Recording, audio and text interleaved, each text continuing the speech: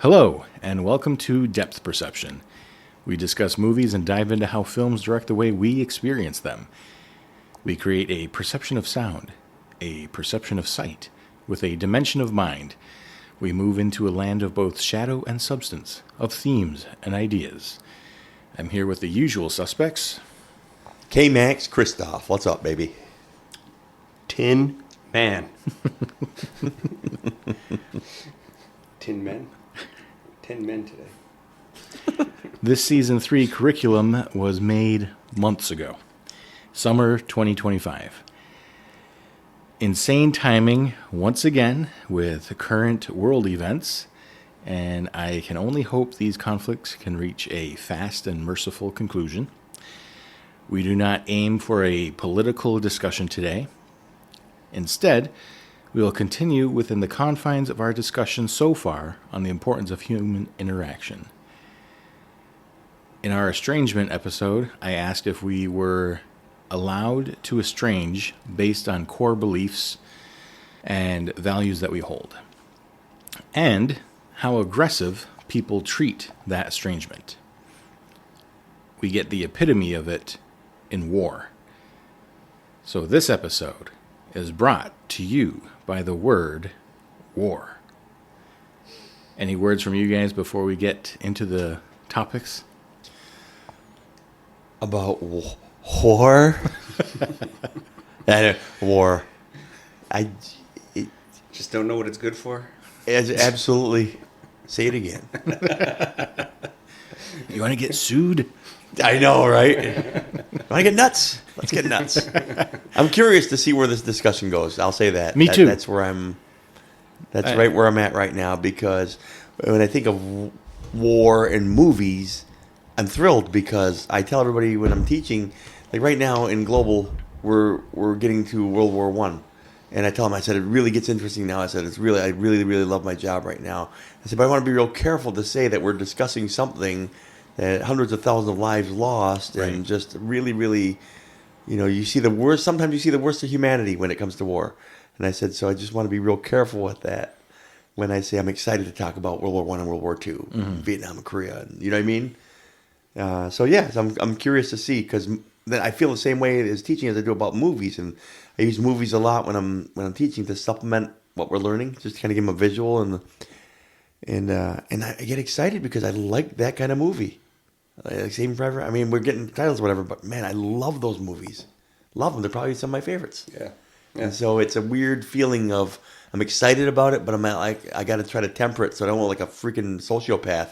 Yeah, I love war. And it's also, there's a good percentage of the population who's been to war, Yeah, and has their own views and opinions, and we have not. So Sure. We're coming from completely spectator standpoint in some of this. yeah.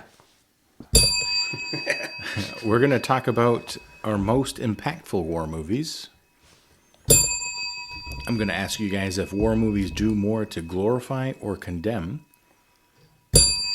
We're going to talk about similarities and differences between historical war movies and fictional war movies.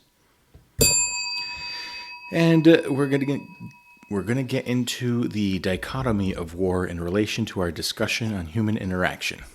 Sounds like a mouthful. I'll break it down a little bit better when we get there. Yes, please do. We were not given notes prior. This is I we're all didn't give from you the guys a cuff here. dictionary to begin the episode. All right, let's start off with our most impactful war movies. I didn't set any limit, but how many ever you guys have is fine with me. All right, so mine is my first most impactful, if you don't mind me starting. Sure. As I jump in, because I was going to do joke that and all say the time. Star Wars, and then I backed off. That'd be fine. I wouldn't have objected. So mine is like when I think of my favorites, a lot of it's indirect. So you can't make the movie without war, but it's kind of like a movie that's, kind of like ancillary to war.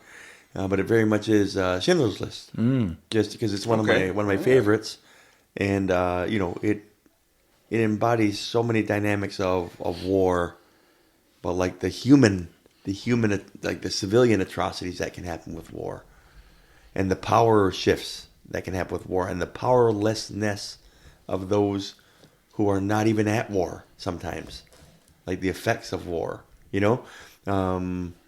So if we're gonna go one at a time, I'll go Schindler's List when I think of a war movie, and then some people will be like, "That's not a war movie," maybe, but it's a war movie. It's a movie that can't be made without war. So we can almost have like a Christmas movie or not type chat about it. I think it certainly is a war movie. I mean, the people we're most scared of in that movie have uniforms on. Yeah. That's probably my number one. Okay. I just Googled a list of top war You movies. want Google to tell you who you are. Well, I'm picking from the list they gave me because I didn't have any off the top of my head. We And know there's like what you do. We want to know and there's who you are. You're almost to his hair. All right. It's true. And it's tough. There's so many good. I'm gonna go with Saving Private Ryan. Yeah, there you are. That's hard to make an argument against ever. Right. Why do you like it? Or why do you think it's most impactful? Oh, that's true. I think it's at the time was a most recent war that there were still people alive in it. The people that were in, they had interviewed people or let World War II vets watch the movie, and they had like flashbacks, and they had issues watching it because of how realistic it was.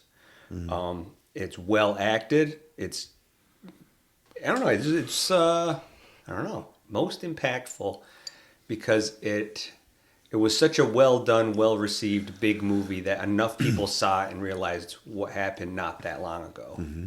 And I feel like it connected with a lot of people in a more recent time. Yeah.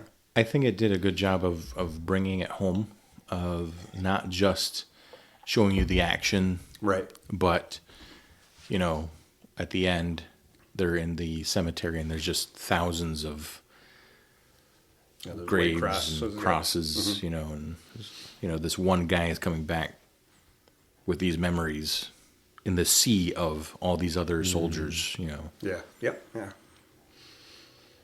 So that was one of mine. So now I got to shift here. I've been to Arlington. I've been to the Arlington Cemetery. That was definitely one of mine too. That's why I'm like, I was so happy that you said it. I'm like, whenever someone shares something off the list that I had, I'm like, okay, I'm not way off You're path. on the right track. Yeah, We're on yeah. the right track. What do you got, Voss? I'm going to start with FMJ. Ooh, Full Metal Jacket. It relates to this dichotomy that I'm going to speak about later, but it kind of it lowlights the dehumanization of people during war, and it emphasizes the right from the movie duality of man. Mm-hmm. But it shows, it asks you the question of what is it worth? You know, what are you fighting for if this is what's happening to the people that you're putting forward? You know, these are people fighting for your country, and they have to go through this. They have to let go of basically whatever makes them human. Mm-hmm. You know, what was the one guy's name? Pyle? It was the Joker. It was the guy with like the big machine gun. They called him. Oh, doggone it! The guy from the X-Files. Mother. Is that the guy you're looking for? Yeah. I think. Animal. Something? Animal. Was it Animal? Give me a second. Animal Mother. Mother. That's what. Because he kills everything he sees. Or something along those lines. But it's just these soldiers that you see what they were. You see the process of them being demoralized, dehumanized, and then sent off to fight for. They don't even understand why. Mm-hmm. So that's why it's impactful to me, is that it questions a lot of that, a lot of war. Do you guys have any others? I like Apocalypse Now.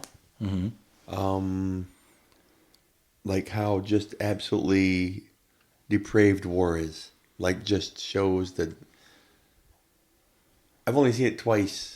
Once 30 many years ago, and then I was previewing it to see if there was anything that I could show.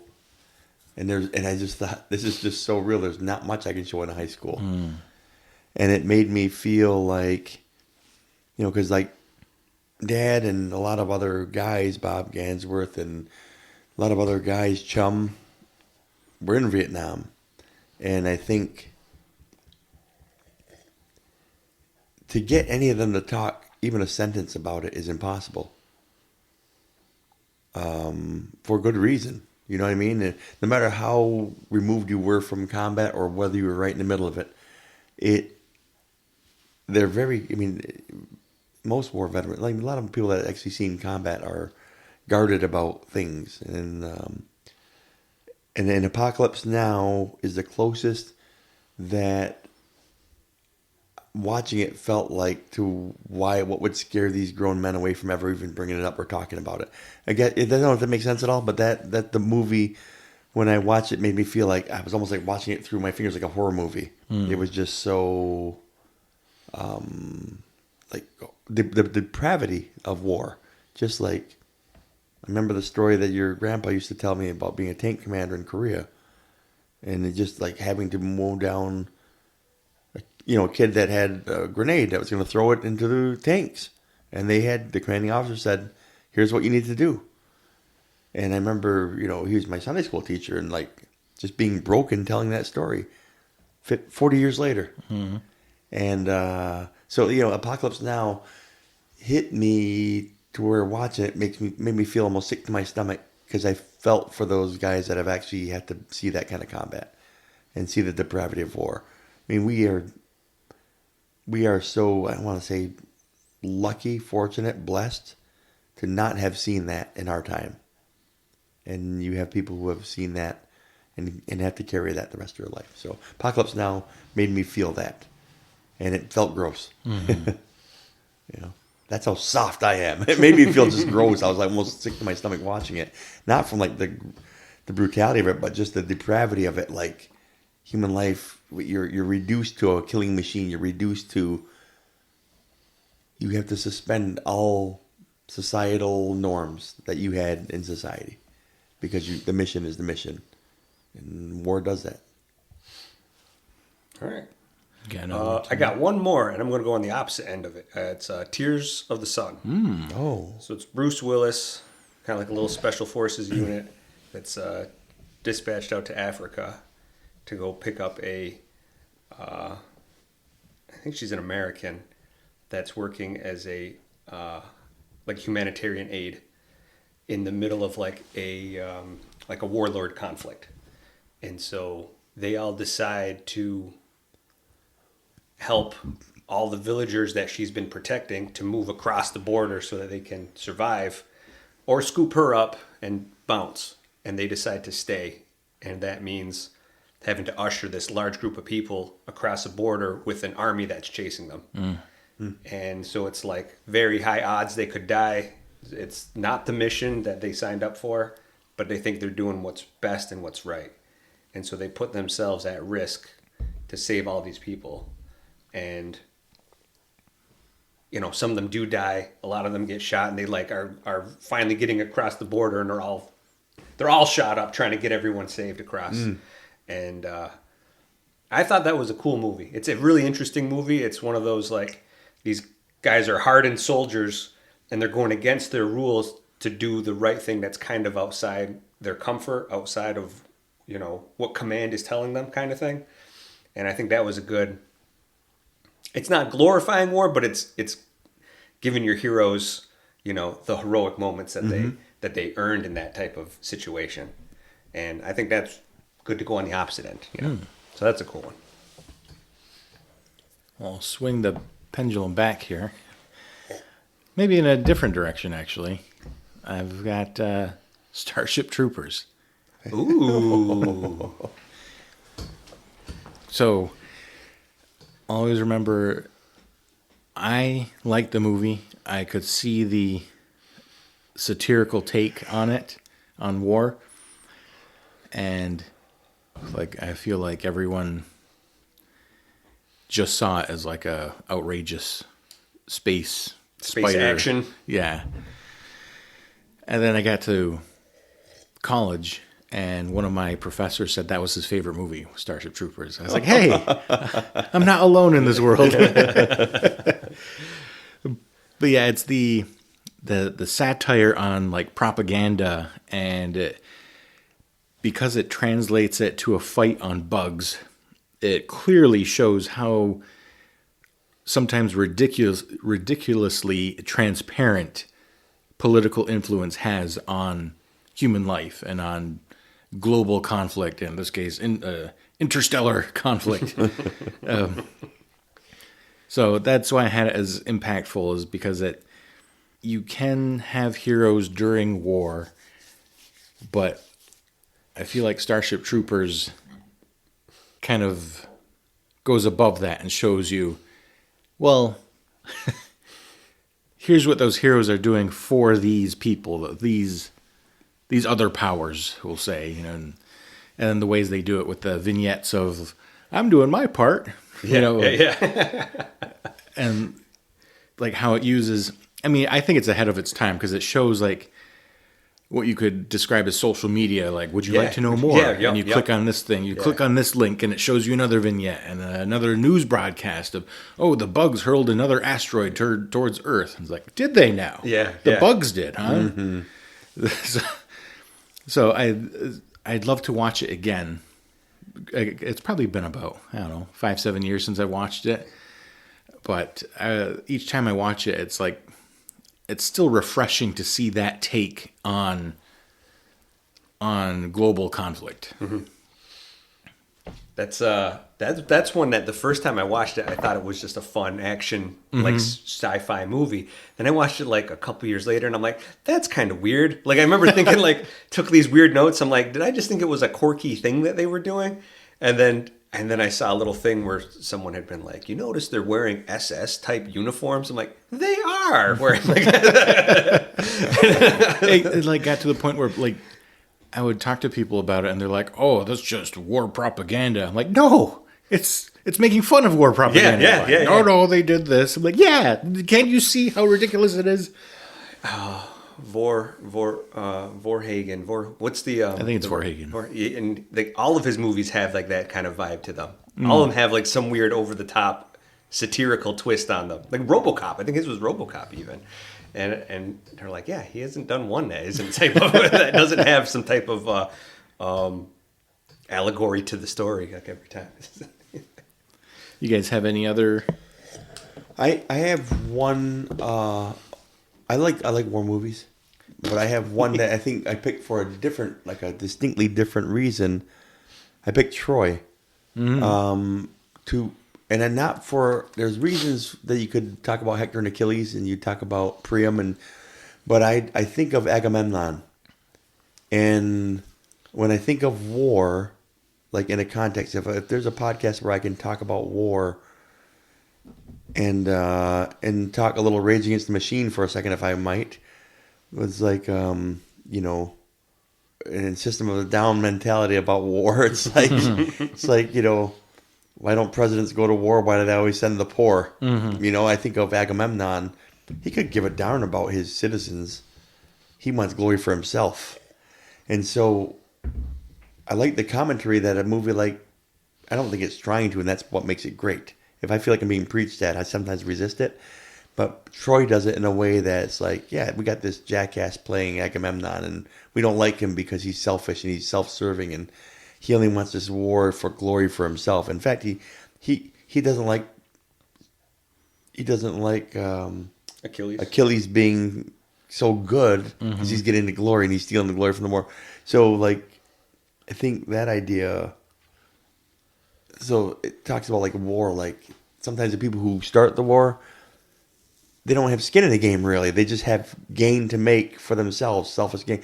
And I think that I picked Troy because it definitely strikes that chord. It shows you what a kind of like a senseless slob where I'll send you to war, almost like Denethor in Return of the King.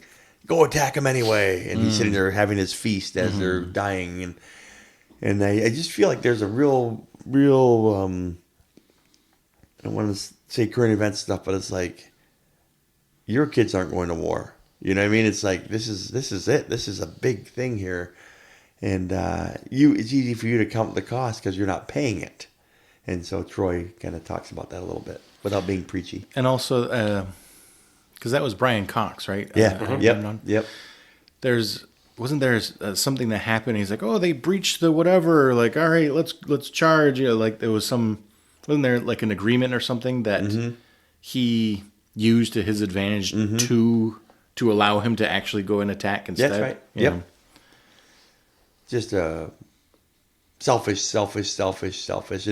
And sometimes when you look at war, I mean, to get into the nuance of war and conflict and why it happens and, what, sometimes it seems like it's unavoidable. You're on a path and sometimes it's like the cost of war and the cost of peace, they're on a balance. And you have to sometimes say, right, the cost of war is big, but the cost of maintaining the peace is, for appeasement's sake, is bigger, right? And so, well, he took advantage of, because it was supposed to be the whole issue with Helen, right? But you could tell Agamemnon was like, oh yeah, I'll use that, and we'll go to war. But sadly, I mean, that's just so timely, though. We're going to use this as an excuse to go, oh, see, guys, we don't want them to have nukes, so there's a lot of, I like movies that kind of speak without shoving it in your face, because it's like, cool. All right, cool. I can watch that. You can still write a good story without showing us and entertainment your hand. without saying documentary type feel to it. So funny. I won't go too in depth. But I always joke that's my wife's favorite movie. And if anyone knows my wife, that's completely crazy. She is a Hallmark movie fan. When she was in high school, someone tried to put the moves on her, and that was their big idea was to put in Troy, this 2.5, 3 hour movie of just violence and war. She did not enjoy it.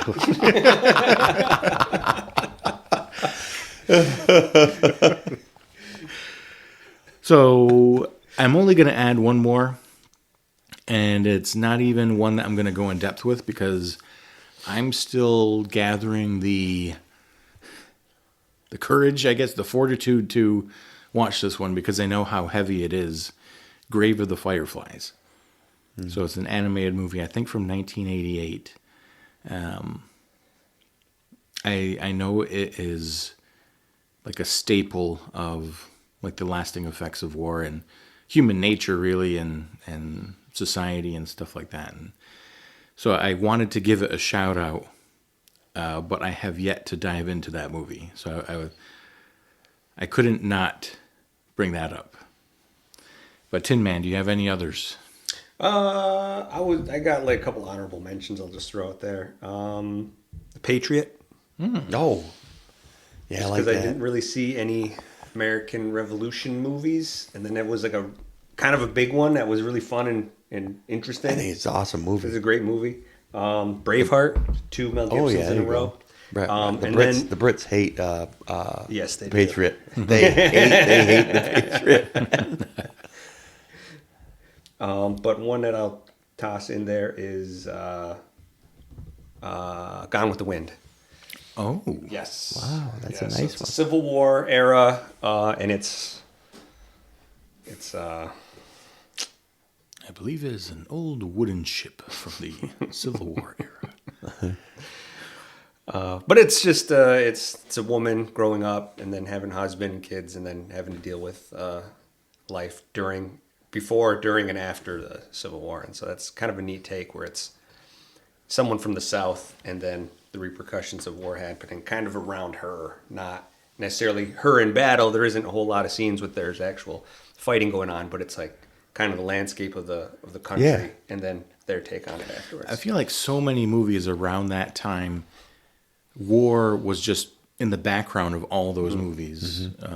Like the one that comes to mind is The Good, the Bad, the Ugly. Oh yeah.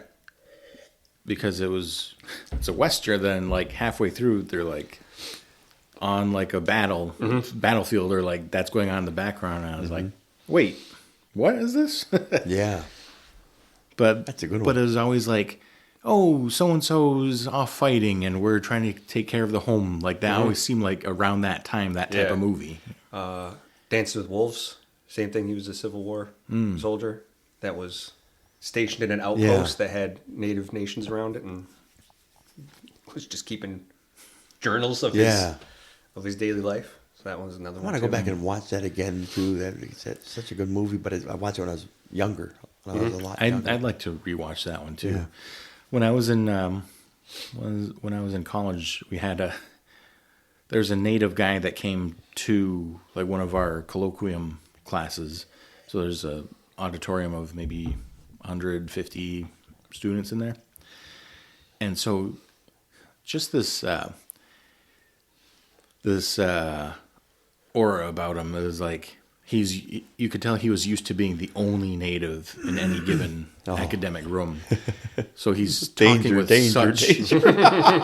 such authority on the subject, and like I should have gone up and introduced myself afterwards, but he was just like, "Oh, Dances with Wolves is the worst movie when it comes to indigenous representation." Oh boy! And I was like, okay, I guess we just won't make any of them.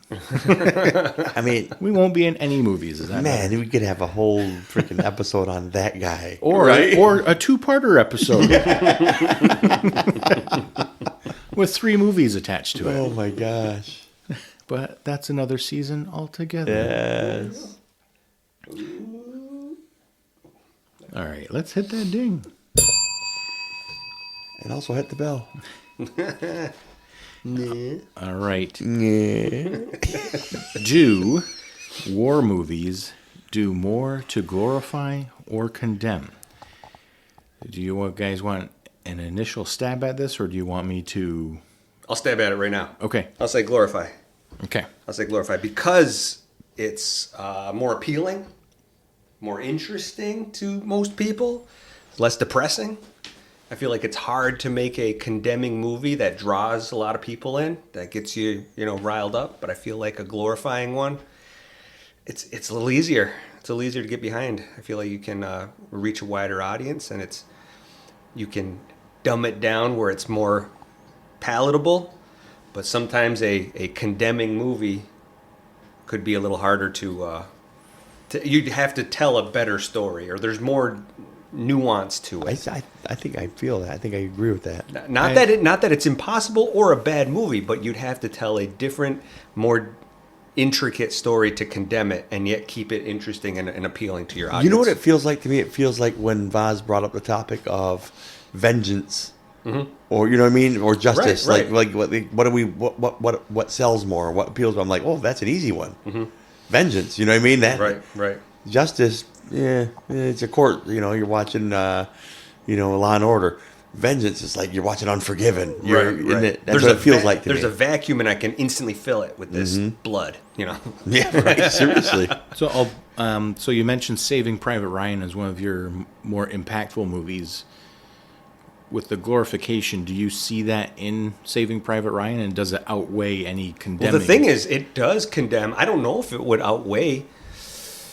I can tell you, as like being a 8th grader when I first watched it, and 2 cassette tapes that that I enjoyed the action part. Like, and I remember really liking the sniper because he had I was like, oh, that was so cool. He had such a cool shot there. I was like, you can't stay in the tower too long. Oh, a tank got him. No, but the older I got, the more I could, feel the condemnation, feel the weight of the deaths of everybody involved and everything, And then let's just rewatching it not too long ago, where Vin Diesel's character in there can't help but try to help this girl, and then ends up putting himself out, and then being like almost like a lure to get more people shot. Yeah, and it's like, oh, that sucks. Like, that's Toretto. No, family first. No. Yeah, and he's like, the way he's saying it, he goes, I had to. Yeah. Reminds me of my niece or something, Yeah, right? yep, It just, yep. that pulled at the strings right there. It's like, oh. When I was younger, I didn't even notice that part. It Yeah. was just kind of, but after. I feel like that might be a pattern here because I talked about Starship Troopers of what's appealing to you is the excitement and the thrill and the hero. Yes, he's prevailing. But the longer it lingers in your mind there, you start to realize, oh, war kind of sucks, doesn't it? Yeah. And I feel like that might be a recurring thing here. K-Max, did you want to take a stab at this before I go? Ooh, man. I'll go after you if you don't mind. Sure. Or I might just be well put, because I think Tim did a great job. And you rounded off nice. I'll be fine with passing here. Okay. I got some thoughts that I added already. Maybe I'll have more. So with my personal lens, I think it's almost always condemning. However, I think the line is blurry between whether films glorify war or if they glorify heroism. So if you're glorifying heroism and patriotism, then you have to prop up the reason these heroes are fighting. I think the term propaganda can be mentioned in this topic. Yeah. And I think to glorify a hero, you either have to vilify the villain and or portray the battle as important and morally heavy. And in order to do all that, you have to tell the story from one side, which can feel sometimes like a story is glorifying war. Yeah. So I started with saying it's my personal lens to see war movies as condemning the act. I see this because the very cause of war is based on the idea that two or more sides refuse to agree or at least let other parties live their own peace. So to let a conflict reach this level, to me, is a tragedy. When we see a war movie, usually we're entering the story already at that depth, right? They're already in battle. When I see heroes in war movies, many times it is bittersweet, happy and grateful, and you're feeling the thrill, fist pumping to see the soldiers that have the skill and courage to fight, presumably for a cause that we believe in. But I'm also sad and conflicted about the sacrifice and the horrors that those same soldiers face. In many cases, I see a tragedy that a soldier has to resort to fighting the battle they do, having to fight a battle that soldier had no hand in causing. This is all the reason. A little spoiler alert here, but we're gonna watch Hacksaw Ridge as one of our movies, and I didn't list it earlier, but I think it's one of the most impactful movies to me, and I just saw it a couple days ago. Its hero is focused on protecting and saving rather than battle and winning. It glorifies its hero because of his values while condemning the act of war through those same values. Mm-hmm. So that's all. I'm going to stop there in Hacksaw Ridge because that will be one of our movies that we watch. I'm so glad.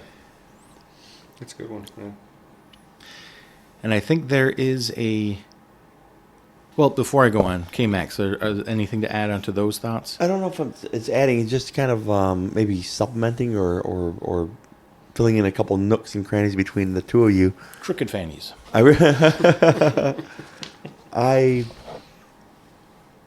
I like that you said that a lot of times that it glorifies the heroism. But to show you, I mean, I think of all the movies that I love and all the reason why I love war movies, I think I love a good yummy payoff to revisit season one. And I have to have those heroes, but they have to have context. They're not a hero without context. And you're not a hero without a villain. And I don't want to say you stole my thunder, but this might actually be a segment played in my global studies class, because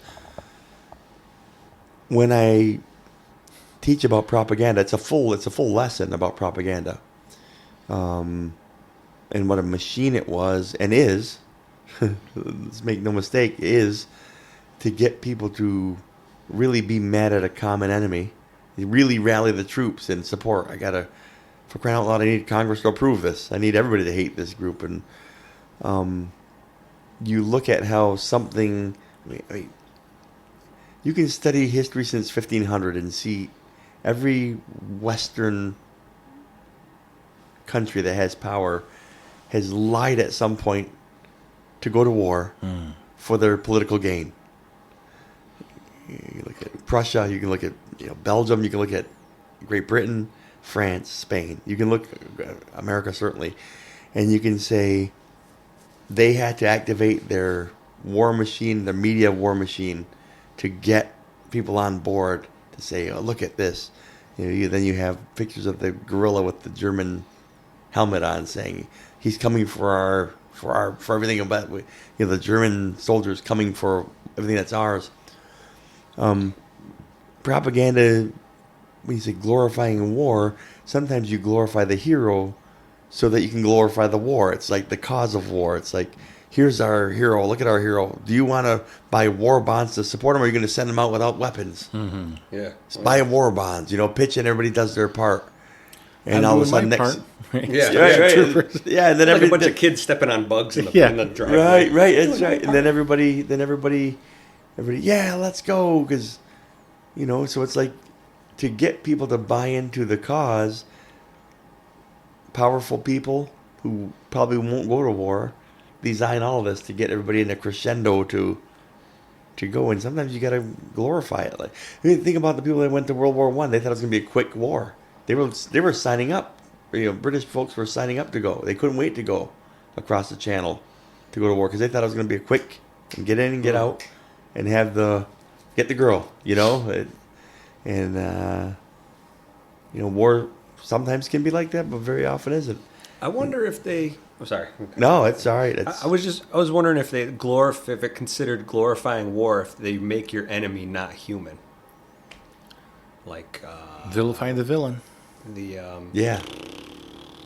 Like Terminator 2, robots. Day After Tomorrow, it's just crazy aliens that here for the resources, I guess. Mm-hmm. Can we glorify war then? Like, is that considered it? I mean, it's like, that's what Fortnite is built on, as opposed to like Call of Duty. Fortnite is like you're shooting these like cartoon characters, and I see some kids games that parents allow the kids play because it's like when they were young, it's like, okay, you're not killing people, you're killing robots, and like even Halo, you're killing the weird Covenant. Aliens, instead of killing people. So it's like, war is great. Master Chief, great, we're dropping in. Right. And you're fighting a common enemy here, so they're not people, and I don't know. They're bugs, they're aliens. So, I mean, that's what I said is you have to vilify the villain, and if you have to tell the story from one side, which can feel sometimes like the story is glorifying war. I think you had that in all of those examples. Man. And, I mean, this whole chapter is going to be 3 episodes long, so there will be twists and turns and all that. It's interesting, though. So I think there is a difference between fictional-based war movies, like we'll say Starship Troopers, so a difference between those types of movies and war movies that are portraying actual events. So I call them historical war movies. For this topic, so far, I have been speaking regarding war movies that portray or take place during actual wars in history. Now, if you give me movies like Independence Day or Battle of Los Angeles or War of the Worlds, Star Wars, etc., it's much easier to accept a hero, I feel like. So that'll move us into our next topic here. Similarities and differences with fiction versus nonfiction-based war movies. Stop playing with your dinghy. A unique distinction with war movies versus other genres is that a larger percentage of them seem to be based on non-fictional events or history. Right? So we see a lot of biographical war movies, or, this actual person was at that war, or, depiction of D-Day, or, things like that. A fiction-based story tells a story revolving around a theme, for me anyway, the way I see these things. And it is easier to digest a storytelling than a retelling of someone's perception of real events. A fictional war movie allows me to search for a theme, to see cinematic details more freely, and I can view this type of movie as a story rather than, is this how it really happened? Is this depiction accurate? Who's telling me this depiction? What are do they have ulterior motives in telling me the depiction in a certain way? So instead of having those questions when it's fictional-based war movies, it's easier to see it as a story and consume those details. Okay, why are they telling me this? Why are they telling me that? How are they doing it this way? What is their overall message to me? So to me, it frees me up to be guided in consuming what they're telling me. So far, how do you guys feel about that? Well, I like when you say it frees me up, because I think if you're a filmmaker, you really want to unharness your viewer, your audience. And so you want them to feel that. You know what I mean? I want you to feel, because I want you to consume, and I want you to stay engaged, right? So if I'm freeing you up to feel and consume and stay engaged, then that's good filmmaking. And I think we can look at examples of films that do that masterfully, and some films that don't.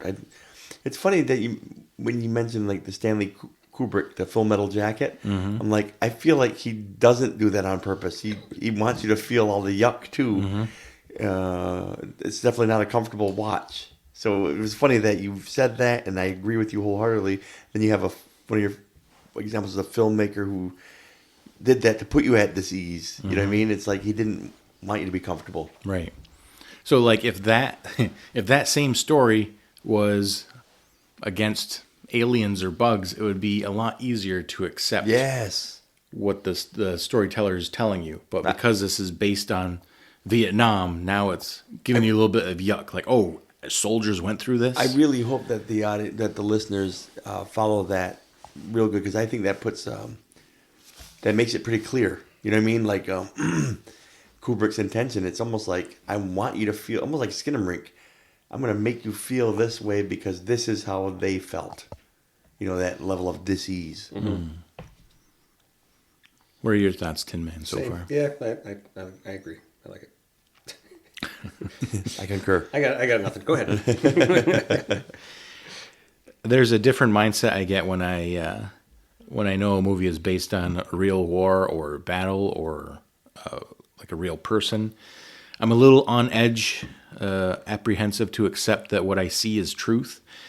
And this reminds me of when we did our religion episode, where it was, you're a little bit apprehensive to accept, like, is this propaganda? What are your true intentions here in displaying this? So I know that's interesting. A long time ago now at this point, but if my faith is something I hold dear and you are taking it and making it accessible for whoever, do you have certain motives? Are you making it for a certain audience? Are you changing anything? Do you actually believe in this? And so I get kind of the same way with things like war movies, because it's a lot of these are, the nonfiction ones, they're portraying actual things where you're wondering, how truthful is this? Are you doing the, like, are you staying true to the people it's based on? How are you, I don't mean this strictly financially, but like, how are you repaying them? Are you doing them justice with your depiction? Or how involved are these actual people in your depiction? So all of that kind of goes through my head. It's almost distracting as you're watching it, Well, it's funny that you mentioned that about the religion one, because I can remember how exhausted Tin and I were when we came in, and you guys when we watched Mother, and you're like, "What'd you think?" And we were both just exhausted. Remember? And I think part of that exhaustion was just how guarded we were watching it. Like this filmmaker, we knew nothing about it. We're watching it. We're like, "Is this just mockery? Is this blasphemy? Is this?" Right. And as it got through, we found ourselves that was kind of being disarmed because we're like, "Oh, this isn't." They're hating on the same thing we're hating on about organized religion. Remember? I remember that whole journey was. It was a journey. Yeah, I remember describing it as arduous. But I remember, I love that. I love that recall though, because it feels like what you're describing when you're talking about a specific battle. Like, you know, when I'm looking at D-Day, I'm like, I know people. I know people's grandparents. I know people. Someone's grandfather who died on that beach. You know what I mean? Mm-hmm. So it's like, you know, that makes it even more. I'm more careful. I feel more tense watching it. Like, do them justice. Honor this person. Right. And so it's a depiction from a point of view. And unless the filmmakers are people with firsthand experience, I may be getting a biased or exaggerated version of the truth. Are the filmmakers' intentions to glorify a real war hero or condemn an aspect of war? Using real events to support the filmmaker's personal theme, are they trying to use it in a way to portray or convey their own thoughts and message and feelings about a war or whatever it might be? Or is it simply an honest attempt to bring attention to an important piece of history? It gets a little hazy for me and a little icky sometimes. Like I said, I ask myself, is this true? Is this propaganda? Am I being herded? Are these stories exploiting real people's experiences? So all these questions kind of circle in my head. Sometimes it takes multiple watches of movies, and I feel like Full Metal Jacket is one of those because as far as I don't think it's based on, like, I don't think there's a real private joker that it's based on. I feel like it's just a semi-historical, like it's based on Vietnam, but and I could be wrong here. This is just what I know of the movie. It very well could be based on actual people.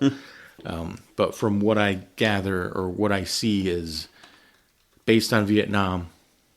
The director or the filmmakers are making a statement, posing questions about that war by creating their own story there. Do you guys have any other differences, any similarities that you see between fictional and non-fictional war movies?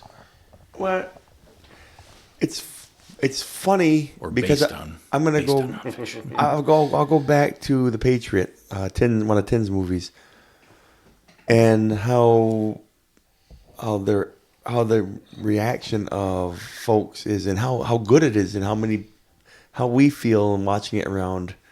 We watch it around Memorial Day sometimes we watch it around Independence Day, right? We get that feeling, and just how the people that knew the people being portrayed, the British folks that knew the cavalry officer, he's a real person, and how that family, I want to say, litigated. They were so passionately moved that his legacy being just so dark. Wow. They're saying, yeah, like that's not how he was. He fought. He was not that despicable. He fought with honor. Because then you're talking about someone's actual legacy, right? And then I think of a movie like The Last Samurai, who uses, it's very much fiction, but it's very much depicting actual events. The Last Samurai, and so Emperor Meiji is depicted, and the West is looked at as just being this dog trying to kill all tradition and just become this modernized version of Japan. So there's a lot of like real characters there. And then it didn't really hit me at all until they bring Lieutenant Aldrin over, who was the great hero of the American West, the big great Indian slayer. And I'm like, okay, now wait a minute now, you know? And it's funny because I felt both arguments, both sides of what you're talking about when it comes to war. Like, okay, I can watch this because it's happening over there. And it's happening, and sure, there are actual people, and there's actual events that happen, but I'm fine with it because it's not close to home. I can't relate. Mm-hmm. But the minute you showed Aldrin famous for killing natives here, that's why they brought him over there, because he was so good at it. I'm like, now, you know, it made it so that I wasn't able to glorify the war so much anymore. Now it's like, ugh, gross. You know, it made it like almost... It turned it into a movie that is like a cautionary tale of war, like kind of shame of war. Because his character was a raging alcoholic. He couldn't even go... He was just absolute dependent on alcohol because it was the traumatic things he did because of war. So then as it made it more of a closer... And the filmmaker did that on purpose. It's a wonderful film. Did that on purpose to make you feel... They see war at a distance. Like, look at that. We got these great samurai and we got the... You know, this high conflict over there. And then it brought it home here, and it's like, ooh, yuck. Mm-hmm. And you actually show a character who is living through the grossness of war. And we're supposed to feel how yucky conflict can be. Anyway, that's what I have to say about that. Any other thoughts, Tin Man? No. I feel like the biggest similarities are how critical either of these types of movies are of war, whether it be the cause, the effects, the cost, or the aftermath. We see human life being sacrificed, used as pawns, and we see just how futile and fragile our existence can be. Like you see so many war movies, battle scenes of the first wave of soldiers go on and just get mowed down. Mm-hmm. And it's just nameless, faceless soldiers that's just the first casualties of that battle. You know, they get mowed down and hundreds of soldiers gone just like that. You know, decades of someone's memories and influence just deleted. You think about all the biggest moments in the impactful movies the three of us listed, and I'm sure those moments revolve around the fragility of life. Hmm. Fragile. That must be Italian. Major award. Dichotomy. When you hear dichotomy of war, does anything come to mind right off the bat? How narrow my vocabulary can be. I think of, I think of Full Metal Jacket. Tin Man, why don't you hit us with the textbook definition of dichotomy? You talking about the duality of man?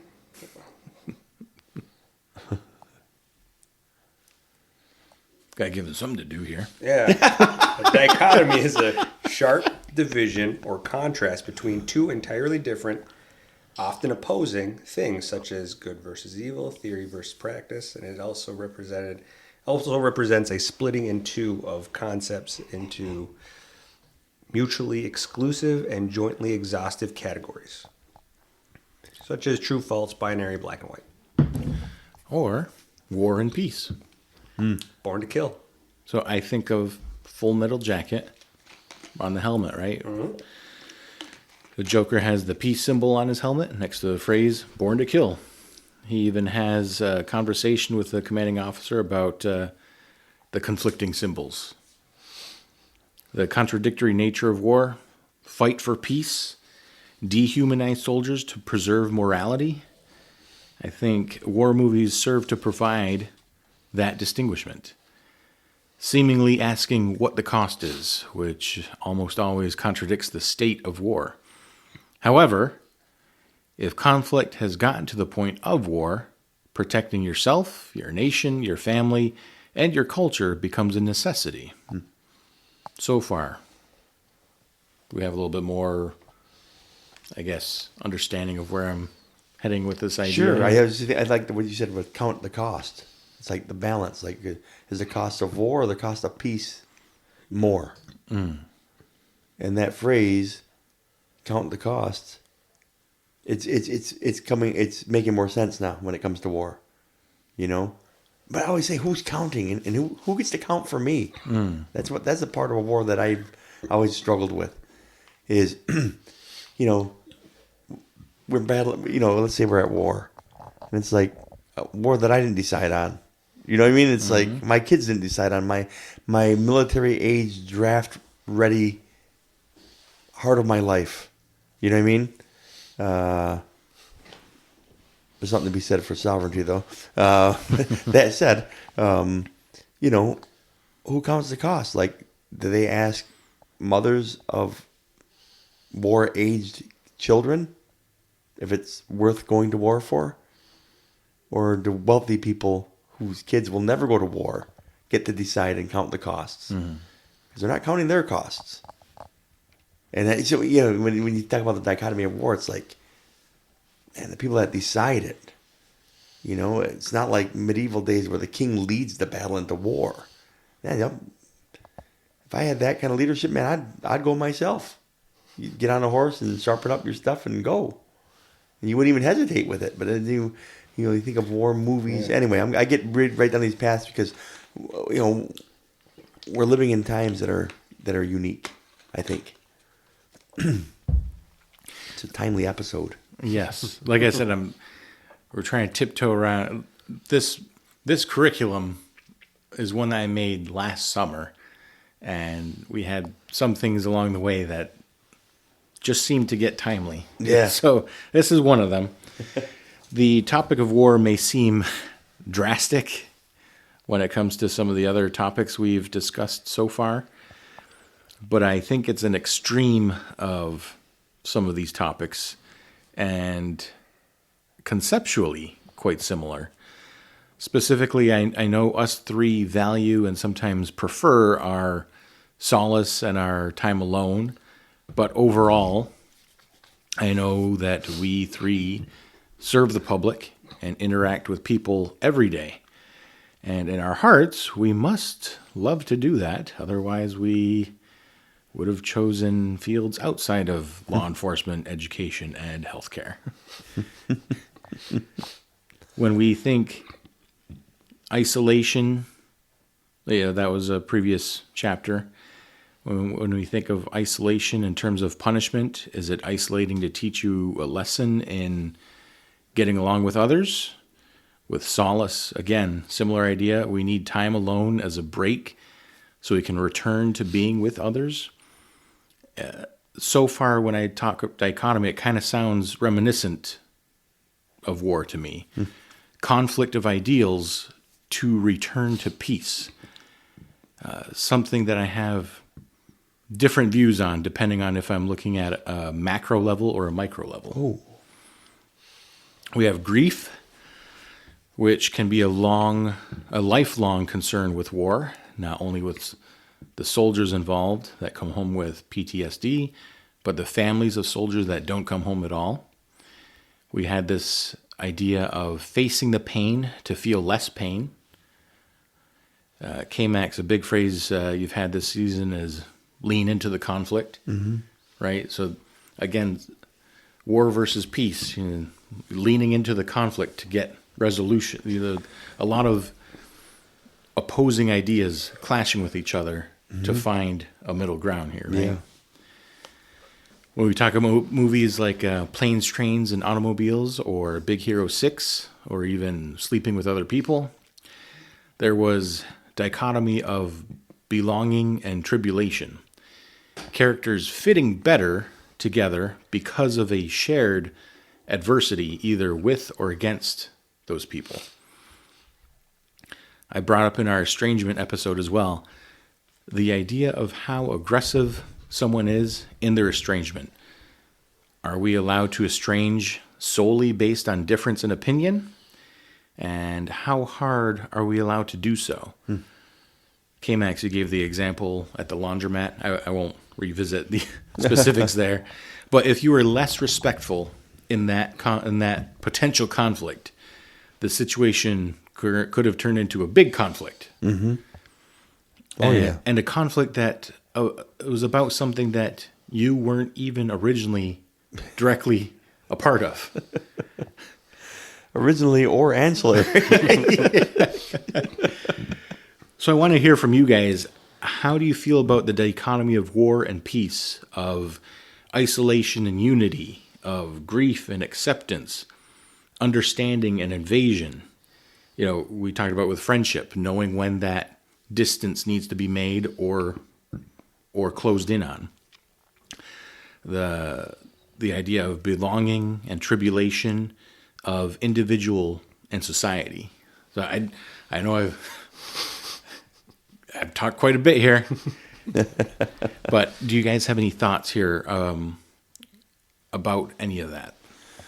I think war to a what do they say, to a peaceful end. I mean, I think of some of my favorite movies like Oppenheimer.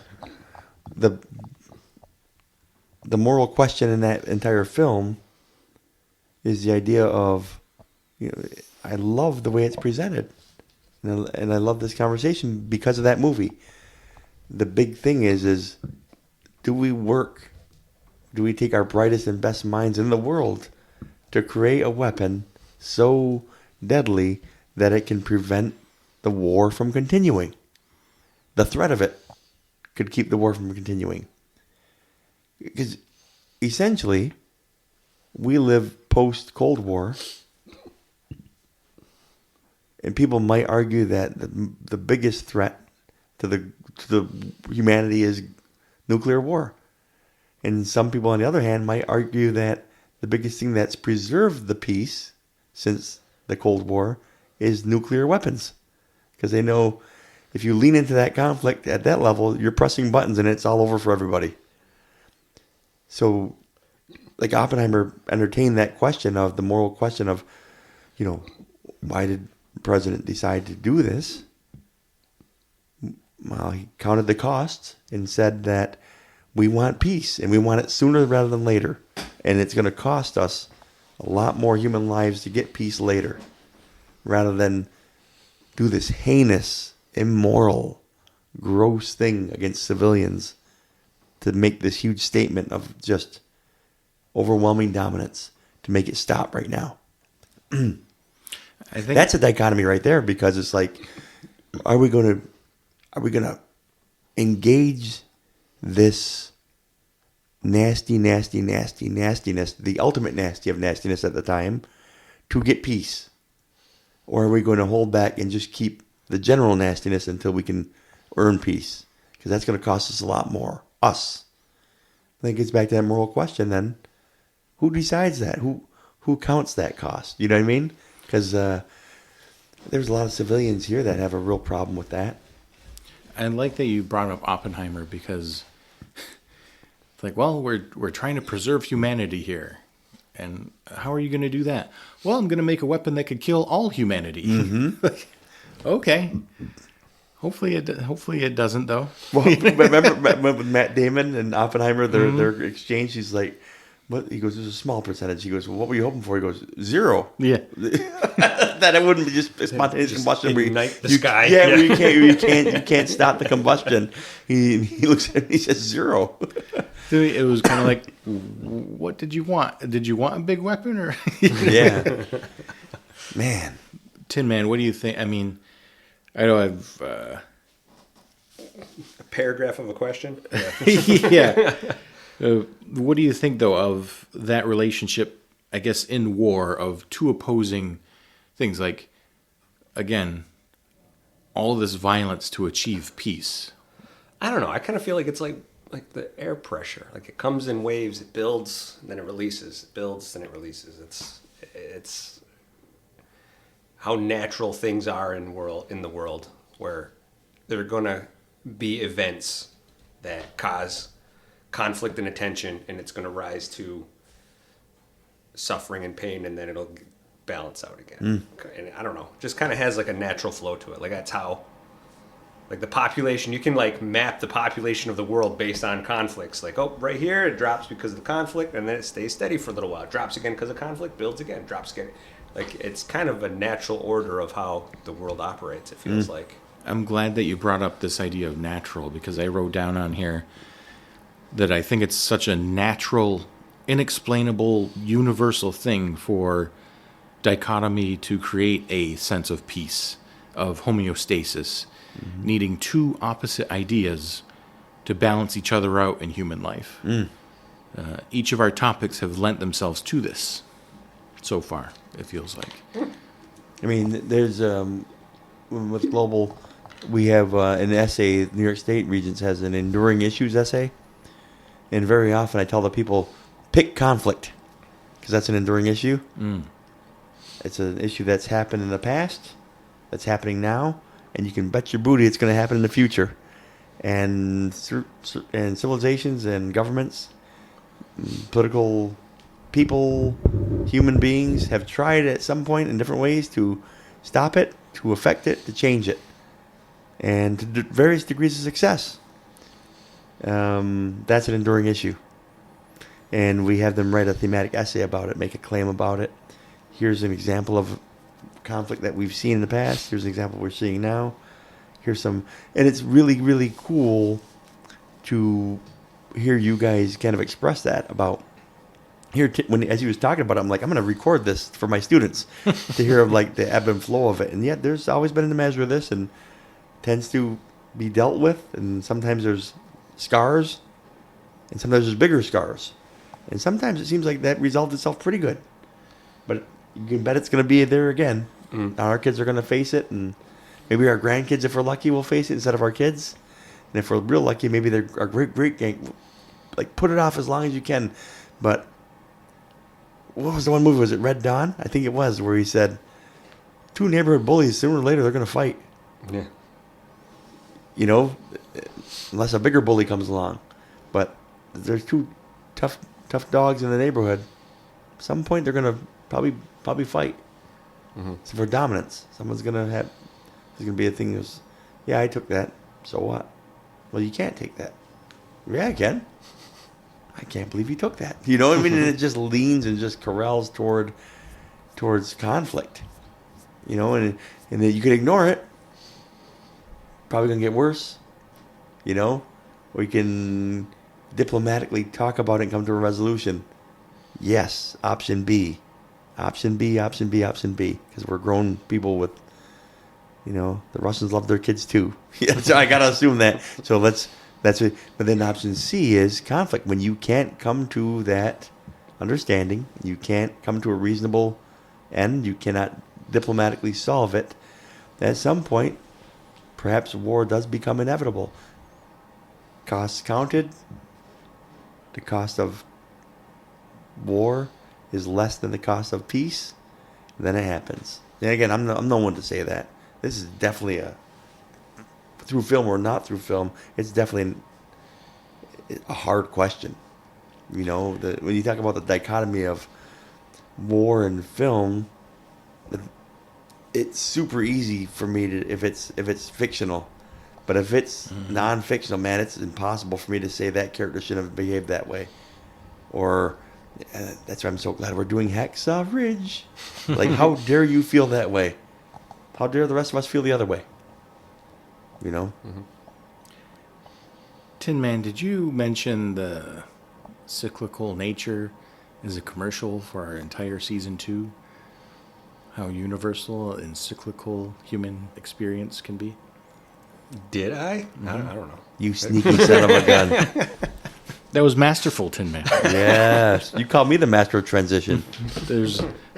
That's not why we call you that.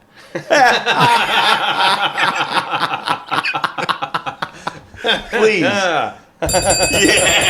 We got a winner chicken dinner. Man, I'm working on it.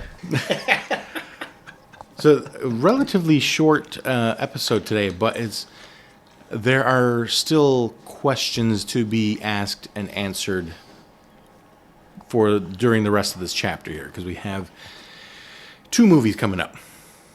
We're going to end with Hacksaw Ridge, but our next episode is going to be a movie called Shadow from 2018. So when I talked about dichotomy, I talked about needing 2 opposite ideas to balance each other out in human life. You may recognize this maybe as a little yin and yang, right? So shadow has a lot to do with that, we'll say.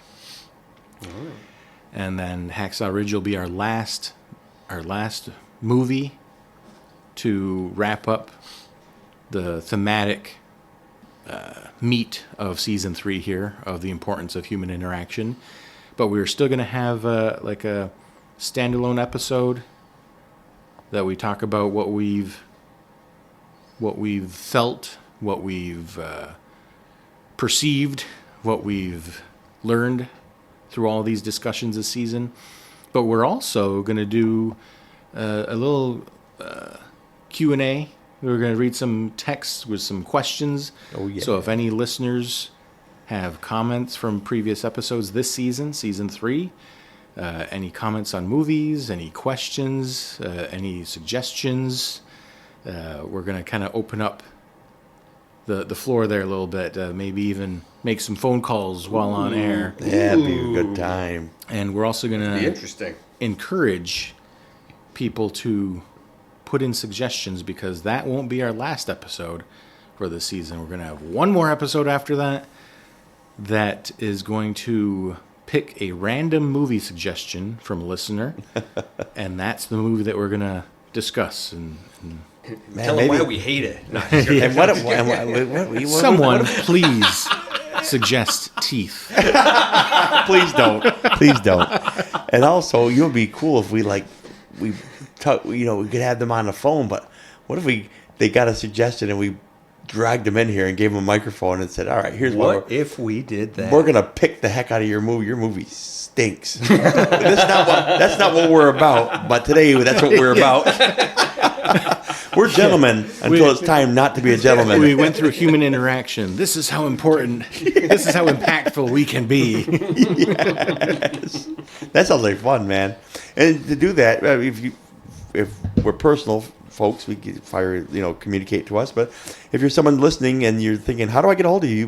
Don't feel bad about that. There's different ways to get on there. You can, if you're signed into like an account on YouTube, you can definitely reflect that way. If you have an account on Audible, you can also reflect that way too. If you're lost there, you can go to Depth Perception Movie Podcast Instagram and direct message us there if you'd like to. And I don't think we have an official email. Not a public one. Okay, yeah, but I mean, there's plenty of ways to get a hold of us. And those of you who have been giving us feedback in other ways, you know who you are. Feel free to do that, because soon, so will the world. Yes, yes. No, anyone that wants to remain anonymous, of course, we'll honor that. For sure. But I think it'd be fun, guys. This could be a lot of fun. And if you want to leave voice messages, we can play those over there. Yeah. Dance. No. Do it, do cement. Do it very slowly. Now, take off your nylons. I'm not wearing it. I was going to do the Banderas on Saturday Night Live. No, the Bambino is too sexy. No. Perhaps one more button. No, the Bambino. No, too sexy. Okay, 2 buttons. I am the Antonio the Banderas. I am very sexy. You guys have any other comments, questions, concerns for the remaining episodes here? Is there a weird war movie that doesn't fit on any list? Find it. Find them. I was like, Star Wars? Is there propaganda in Star Wars? Plenty. That was my Lord of the Rings, by the way. Is that what that's from? The halflings? Find the halflings. Find the halflings. Oh my gosh, that's good. Jeepers. So that's what's next? Shadow? Shadow. He's wearing It's the on white Disney. white- It's on Disney for the... Did you look? Yes. Oh. Yes. Yeah, Disney and Hulu. I just looked at it just now. That's why we got him. Oh, That's why we drafted the Tin Man. that's it. Second overall. Google. second overall. That's the closing line if I've ever heard one. As I'm going home. Tin Man's, I'm out of here. I'm out of here. I can hear my mic shut off right. You're gonna hear a click.